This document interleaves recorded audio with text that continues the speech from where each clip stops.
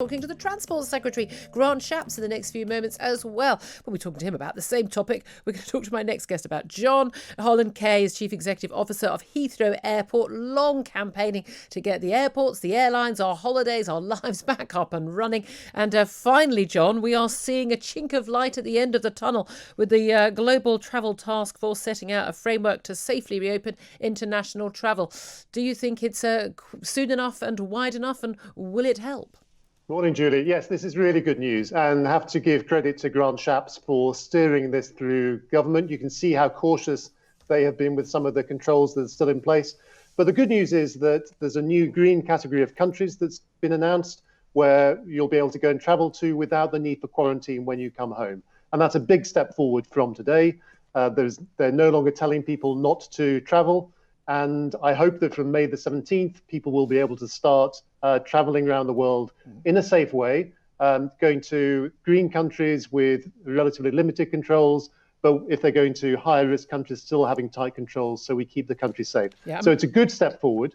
There are some challenges with it, and the most significant one is the level of testing that is needed and the cost of that testing, which I fear will put normal travel beyond the reach of normal, hardworking people, and in a way that I think is totally unnecessary. And I think this is something that the government really needs to take a good look at and see how they can deliver on the Prime Minister's promise to make testing cheap and easy for people who travel internationally. Well, especially as we've got all these free tests, or free, not to the taxpayer, free to parents and teachers, handed out to millions of school children. And then we've got the free tests being handed out to any adult who wants them as of today.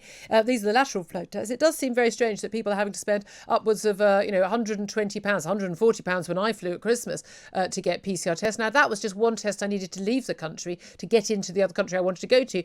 But now we're talking about a test to leave the country, a test to come back to the country, and 2 tests after.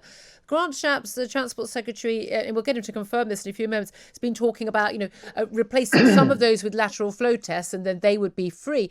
But again, even if we're not talking about £400 cost per family, way, way, way more than lots of families would spend on the entire week's package holiday, we're still looking at, even £100, £200 cost for per person, the average family. That just puts a trip to, say, Spain or Italy or Greece for a week just out of bounds for ordinary families on ordinary incomes. Yeah, you're exactly right. And I don't think it needs to be this way. And I imagine that within a few months, Julia, you will have had your full vaccinations for the UK. If you're thinking of going on holiday or visit friends in somewhere like the United States, where most of the population will have been vaccinated by then, there's very low levels of concern about variants of control. So it's going to be very low risk. Imagine if you're making that journey, you're feeling safe, you're back to normal back at home. And yet when you're coming back, you not only have to take a test before you get on the plane to show you don't have COVID, you have to take this lateral flow test, this PCR test at huge expense 2 days after you've arrived. That's just going to feel like overkill. The chances of you having COVID at that point are very, very low. So why not, instead of having this expensive PCR test, do what we do with our health workers and get you to take a much cheaper LAMP or lateral flow test. And if that proves positive, then you take the PCR test. That's a far cheaper way of doing it. And it also avoids people gumming up the testing process by having too many people taking PCR tests. Can I also ask, just finally, I know we're going to go straight to the Transport Secretary after this and put a lot of these points to him, but in terms of getting sort of last minute information, we're told, this is what was going to happen. We'll get more information ahead of, May the 17th. We'll get another review at the end of June, we're told. People looking at booking summer holidays, a lot of people already got holidays booked, left over from last year, which they've had transferred over to this year. A lot of people, they say they'll need weeks and weeks notice to get time off work, to know what to book. Having this done on a sort of week by week basis, is that going to make it very difficult for things to be open? Because we know that international air travel has been one of the biggest biggest industries that's been hit by this pandemic. Yes, it has been. We are getting ready for May the 17th, assuming that that's when people will be able to start traveling legally again. We don't know which countries will be open. And actually, I'd rather the government takes a bit of time to make sure they've got that list right, rather than rush into it, because I think we can see if they set a list today, they'd be incredibly cautious. And you might not have to quarantine, but there'd be nowhere you could fly to. Yeah. And I think in a few weeks' time, we'll be feeling a little bit more comfortable about the risks that we're taking, more countries will have got their vaccination levels up. And we should be looking to see the United States, the Caribbean, Israel, Singapore, Korea starting to come onto the green list. And so I think early May is fine for that. We'll be ready to go to make sure we can give people the fantastic service they expect at Heathrow. OK, John Holland-Kaye, always good to talk to you, Chief Executive of Heathrow Airport. Well, let's get straight to the Transport Secretary, Grant Shapps, who joins us. Good morning to you. Morning, Julia. Good morning. How are you? Very well indeed. Oh, look, I mean, you know how strongly I feel about my holidays, as a lot of my listeners do as well. So we're delighted to hear that summer holidays are go. We just don't know yet when we can go. Where we can go, and whether or not we'd have to quarantine afterwards, or whether or not we'd have to spend hundreds of pounds on tests. When are we going to find all of that out? Yeah, beginning of May. And just to clarify, you can't travel until after the 17th of May at the earliest. That's the next stage of the Prime Minister's roadmap to unlock. And the countries will be categorised into the system that I've explained today: red, amber, green, and actually a green watch list to try to give people a bit more notice when a country is going to jump perhaps up a category, as happened last summer, causing mayhem to many summer holidays, mine included. We all remember when you had to come back early and you had to get quarantined. But as I was just saying to John Holland-Kaye, there's a real issue in terms of this last minute aspect. We had trouble last year, did we not, with Thursday evening announcements of, actually, we're taking this country off the green list. And basically, you're going to have to quarantine if you come back after 4:00 in the morning on Saturday. Mad scrambles for flights and for ferries, people back from France and from Spain. Giving even sort of, just like a week or two's notice about which countries people can go to. Very difficult for the travel companies to sell those holidays. Very difficult for people to get time off to book those holidays. Can we not do that with a little bit more notice and actually give people a bit more security so they know exactly what they can and can't book, and get the travel industry, off the floor? Yes, I hope we can, actually. And that's why I proposed this green and bringing in this green watch list this year, very much learning from the experience of last year and knowing that several things have changed. First of all, we know a heck of a lot more about coronavirus. Secondly, there's lots of vaccinations going on, at least here, if not in the destination countries. And thirdly, that this year we're probably going to be less concerned about the prevalence of the place you've gone to, the amount of coronavirus there. Obviously, the countries in the green list will have less of it anyway, but more the variants, because that's really the only thing keeping us awake at night on this now, is that we don't accidentally import a variant of concern that the vaccine can't deal with. So the thing about variants, as I think you and your listeners may know, is it takes a while to sequence that variant to find out if the mutation is a problem. There are thousands of variants, only very few mutations are problems. And that takes a little while to do. What I propose to do is say to people, look, we're keeping a close eye on X country because we've seen this variant which we think might be a concern. It's not a concern today, but it's on the watch list. And I hope that will provide a bit more notice for people. It's a rational approach to this, which I hope will help. And we're learning from experience. And again, if variants are the key concern, if we've got the vast majority of those who are at risk of getting hospitalised or dying of COVID already vaccinated, many of them already getting their second vaccination, people in their 50s like me already having had their first jab, why can we not allow free travel right now as long as we have the testing on the way back to make sure that we're not bringing a variant into the country and we're not positive and we have to self-isolate if we are positive? Why on earth, if the variants are the concern and people have got protection, why on earth are we stopped, just like North Koreans, from leaving our own country? Do you mean before the May the 17th? Yes. Before the second stage of the unlock? I mean, bearing in mind World Health Organization pandemic plan and SAGE's advice before March was that you don't have any travel limits. Yeah, absolutely. And you and I have discussed many times that issue. I think if it was only about the prevalence now, I think that would be true. You could say, well, this country doesn't have too much coronavirus. Why not go there? But actually, because our concern now is primarily about the variants and making sure that the vaccine program carries on working, that element of caution, sticking to the roadmap and doing that not before the 17th of May makes sense. I have a slightly wider question, actually. I'm going to start interviewing myself, but I think we're going to go with that question, was to ask, why is it that we still need to have, for example, a PCR test when we return if you've already had vaccinations? It's a good question. It's one that I ask the scientists all the time. And their answer is, we're looking into, if you've had the vaccine, which I know you have, and so have I, at least one of them, can you then be a carrier for a variant of concern and bring it back or not?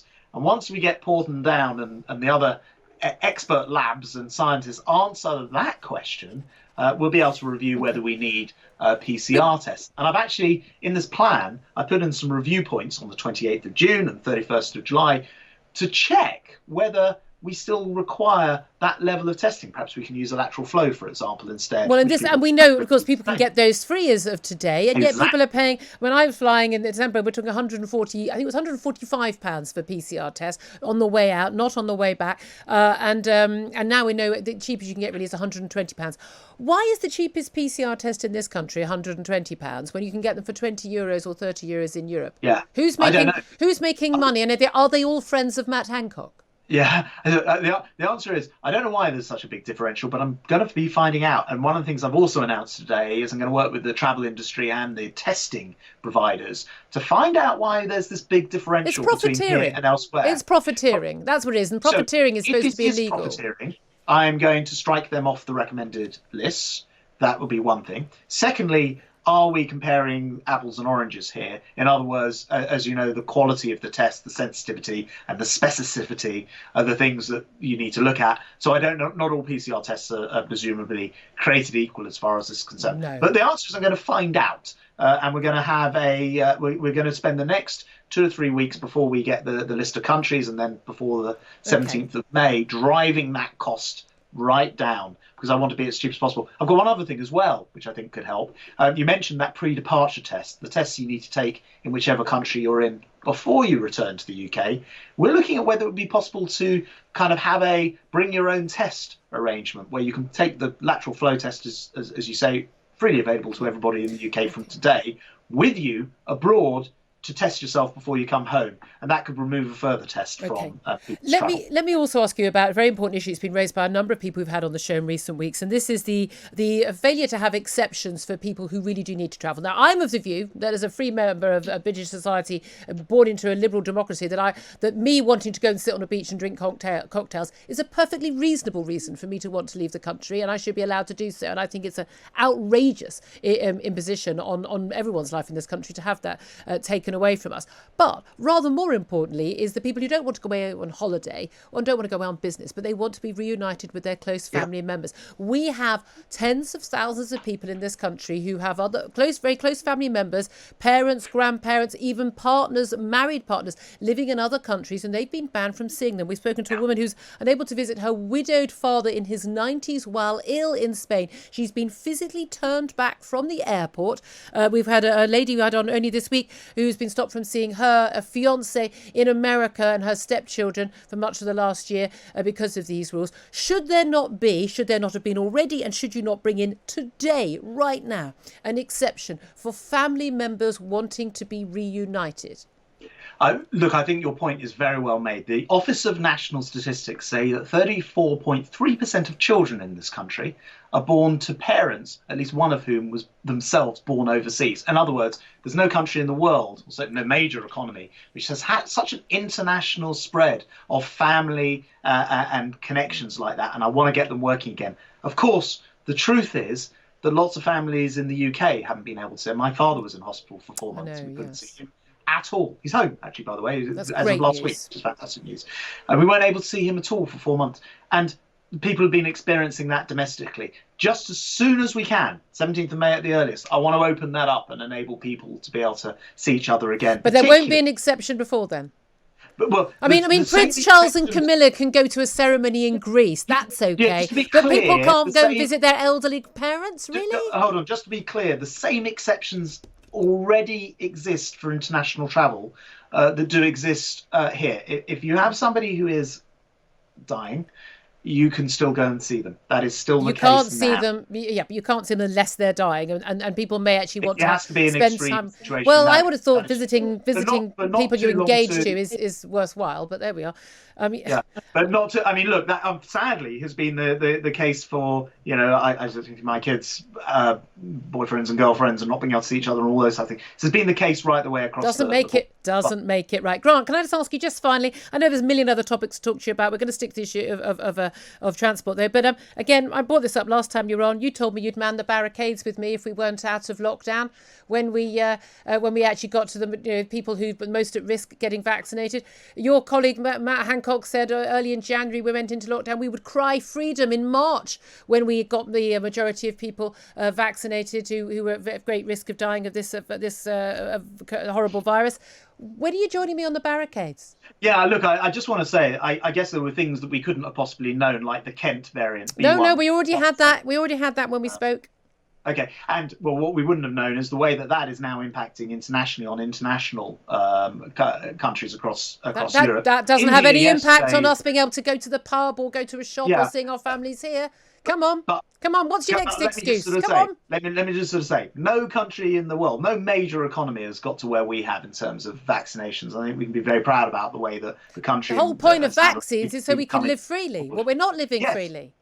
But you don't have long to wait, do you? Monday, for the first time... Long to wait? It's 2.5 months till June the 21st. Yeah, but Monday you'll be able to go to the pub, albeit outside. Oh, I'm so grateful. Thank you so much. Thank you so much for letting me have a drink outside in a cold which garden. I'll be doing next week. So there are things now which are freedoms which will be coming in. The roadmap is set out, and it is a roadmap to complete freedom. But you told me you'd man the barricades with me if we didn't have freedom as soon as we had the most vulnerable vaccinated. Well, the truth is that we don't want to go backwards, right? We won't go backwards. We've been vaccinated. Right. And I'm not a scientist, nor are you, as far as I know. What we need to know more than is that we can't be reinfected by variants of concern. So on things like international travel, we need to make sure that we all right. So we have a limit on international travel, but we have complete freedom back in the UK. Why is that not an option? Because we're getting there, aren't we? Monday we have stage 2 of unlock. My kids are already. It's another 5 weeks until pubs can open indoors. It's weeks and weeks before we can meet our families indoors legally. Because what we want to do is make sure that as we take each step, we're not in a position where the level of people in hospital, the number of people in hospital has gone up and more people are dying. So you know that about 4 weeks after you've taken the step. Okay. Because we've taken the first step, seems fine. Taking the second step on Monday. The people who are advising the government right now predicted on their modelling that we would be having cases going up after schools went back. They've been back 4 weeks. It hasn't. They haven't got a clue what they're doing. You need to stop listening to them and not start listening to the British people who want to get back to normal life. Grant, it's always a pleasure to have your company.